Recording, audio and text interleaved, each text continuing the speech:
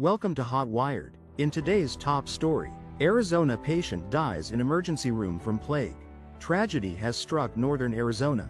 Health officials have confirmed the death of a Coconino County resident from pneumonic plague, a severe and potentially fatal lung infection. This marks the first such death in the county since 2007, raising concerns about the resurgence of this historically devastating disease. The individual, whose identity remains undisclosed out of respect for the family, presented themselves at Flagstaff Medical Center's emergency department and sadly passed away the same day.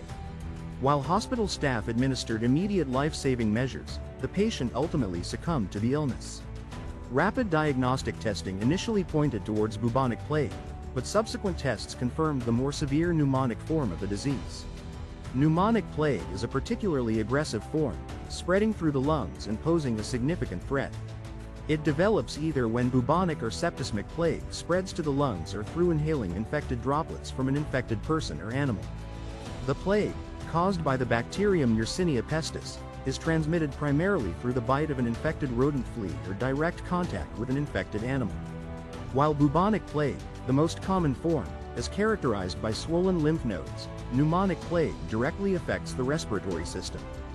Though rare in the United States, a small number of cases are reported annually, particularly in rural western states, mirroring patterns seen in parts of Africa and Asia.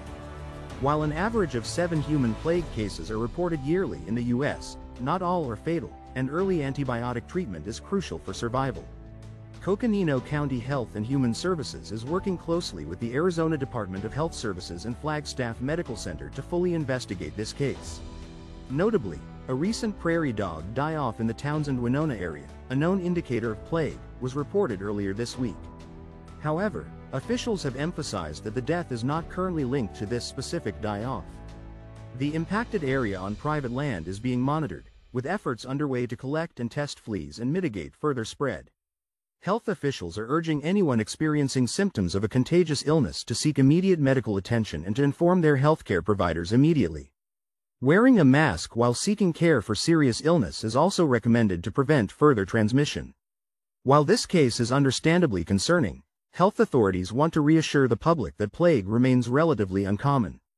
Early detection and treatment with antibiotics are highly effective in preventing fatal outcomes. The community is urged to take precautions, such as avoiding contact with wild rodents and their fleas, to minimize the risk of infection. Our thoughts are with the family and friends of the deceased during this difficult time. This tragic incident serves as a reminder of the importance of vigilance and responsible public health practices in preventing the spread of infectious diseases.